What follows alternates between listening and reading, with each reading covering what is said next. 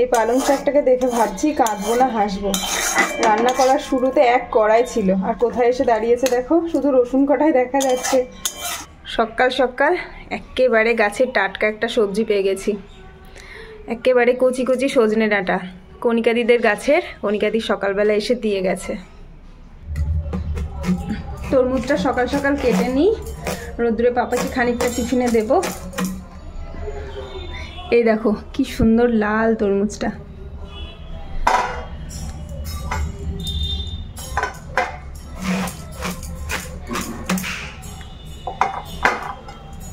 এরকম টুকটুকে লাল দেখলে না খুব ভালো লাগে, আর ফ্যাকাশে হলে মনটা কেমন জানি হয়ে যায়।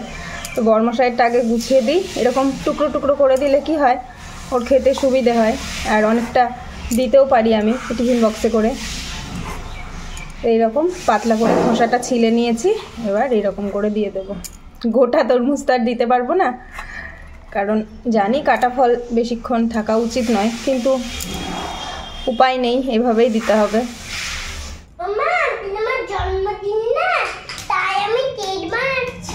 আজকে তো আমার জন্মদিন নয়। কে বললো আজকে আমার জন্মদিন? ও মিছি মিছি। আচ্ছা, আমি কিন্তু রেড কালারের কেক খেতে চাই। তাহলে রেড কালারের কেক হলে তোমাকে কি কি দিতে হবে? স্ট্রবেরি দিতে হবে, তারপরে চেরি দিতে হবে। আমি স্ট্রবেরি খেতে ভালোবাসি। আচ্ছা, তাহলে আমরা সুন্দর করে দুজনে কেক কাটবো, তারপরে কেকটা খাবো, হবে? আমি বানাচ্ছি। আচ্ছা বানাও। গুড মর্নিং বন্ধুরা, নতুন আরও একটা ভিডিও তোমাদের সবাইকে স্বাগত। সোমবারের সকাল, সময় এখন 11:30 মতো বাজে। হ্যাঁ বলো। আওয়াজ হচ্ছে, তোমার তো শোনাচ্ছ না? হ্যাঁ, সবসময় খালি আওয়াজ হয়, তাই না বলো? ভিডিও বানাচ্ছি, আওয়াজ হচ্ছে, সেই কারণে রোদ্দুর বলছে মা আওয়াজ হচ্ছে। তো যাই হোক, ছেলের শরীরটা এখন অনেকটা ভালো আছে, তাতে করে বাড়ির পরিবেশও ঠিকঠাক। তো আজকে বাইরের পরিবেশটা খুব মেঘলা মেঘলা, কিন্তু গরম কিন্তু যথেষ্ট রয়েছে। তো আর কি, বর্মশা অনেকক্ষণ আগে বেরিয়ে গেছে, এখন খেলাধুলাও হলো। হ্যাঁ মা, মাথা মাথা করছি। কি? মা হ্যাঁ বলো। এটা মাথা মাথা। রান্না সকালে হয়েছে শুধু পালং শাক, আর কালকের একটু চিকেন রান্না ছিল, সেটা দিয়ে বর্মশাই খেয়ে গেছে। তো দুপুরে রান্না বান্না বাকি রয়েছে। কালকে সকালবেলা কুচো চিংড়ি নিয়ে এসেছিলো, কালকে আর সময়ের অভাবে এটা রান্নাও হয়নি, মানে বাছা না হলে রান্না কিভাবে হবে। তো জলে ভিজিয়ে দিয়েছি, এখনও ঠিকঠাক বরফটা কাটেনি। আর চিকেন রোদ্দুরের জন্য কালকের থেকে 2 পিস বাঁচিয়ে রেখেছিলাম, সেটা দিয়ে আজকে ভাবছি একটু পাতলা স্টু বানিয়ে দেবো।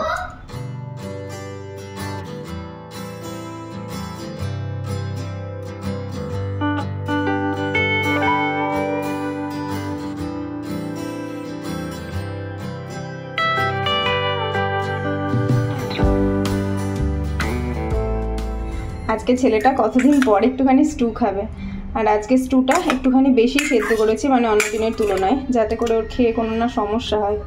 সবজিগুলোও গলা গলা হয়ে গেছে, আর চিকেনটাও এই দেখো। আর আজকে চিংড়ি চক্করে আমার কতটা সময় যে গেল তার কোনো ঠিক নেই। রান্নাবান্না করে নিয়েছি, আর চিংড়িগুলো লজ্জায় দেখো লুকিয়ে পড়ছে। খুব ছোট ছোট চিংড়িগুলো, তো কি করব এই ভাবতে ভাবতে ঘরে পটল ছিল, পটল দিয়ে বানিয়ে ফেললাম পটল চিংড়ি। এখনও তো রয়েছে, সেই কখন আঙুর দিয়েছি, হাতে গোনা 5-7টা আঙুর দিয়েছিলাম। এই তুই তো পিঁপড়ের থেকেও মানে কম খাস মনে হয়।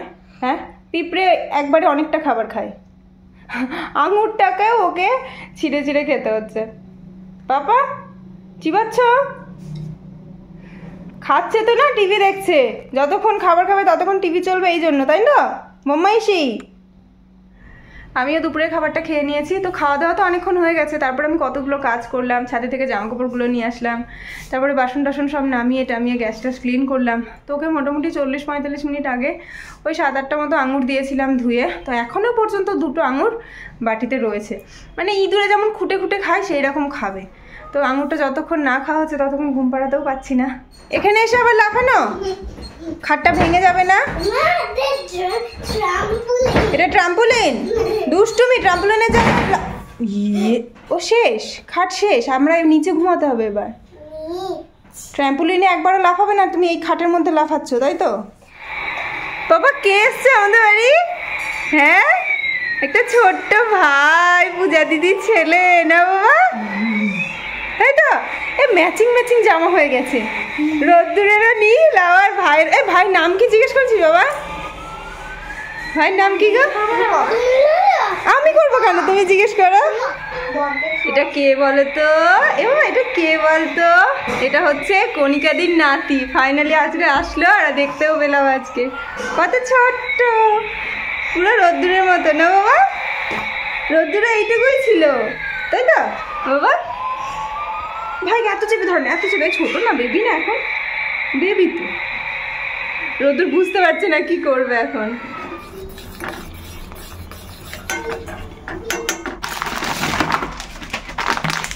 এর মধ্যে একটা হরলিক্সের প্যাকেট রয়েছে, তার সাথে এই ডাব সাবান। এমনিতেই ডাব সাবানের গন্ধ অনেকটা বেশি, তার সাথে খাবারের প্যাকেটটাও দিয়েছে। না জানি খাবারটা ঠিকঠাক থাকলেই হলো।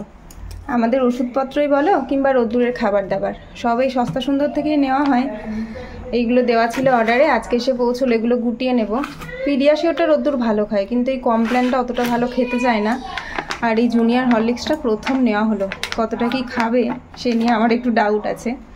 আর নেওয়া হয়েছে কতগুলো ওয়ারেসের প্যাকেট। এখন তো গরম পড়ে গেছে, ঘরে রাখা খুব দরকার, সেই জন্য 5 প্যাকেট ওয়ারেস নেওয়া হয়েছে।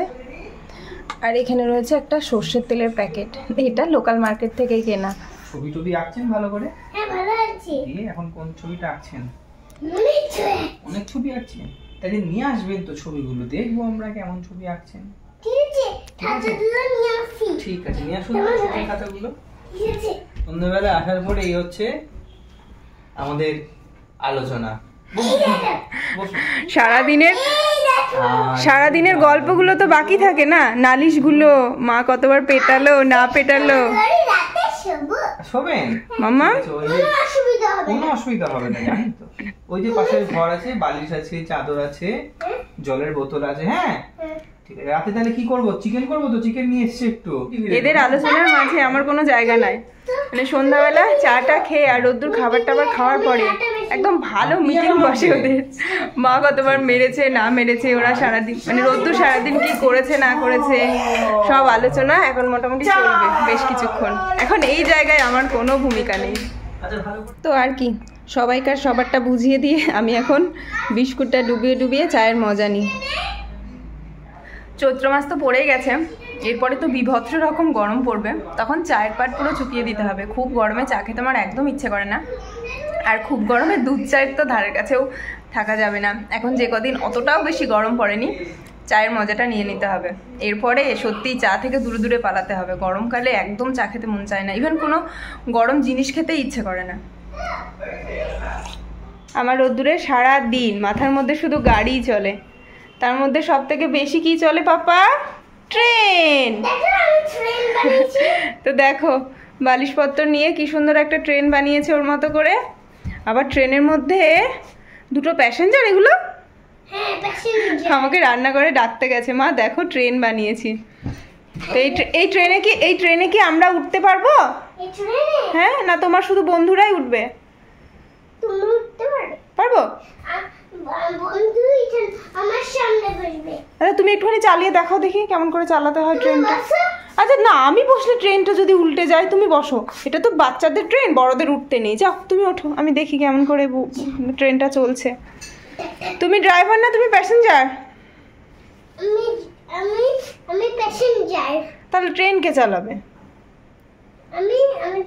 আচ্ছা চল। রান্নাঘরে ঢুকতে গিয়েও দাঁড়িয়ে পড়লাম দরজার মুখে। বাইরে হাওয়া দিচ্ছে আর হালকা হালকা হাওয়াটা গায়ে আসছে।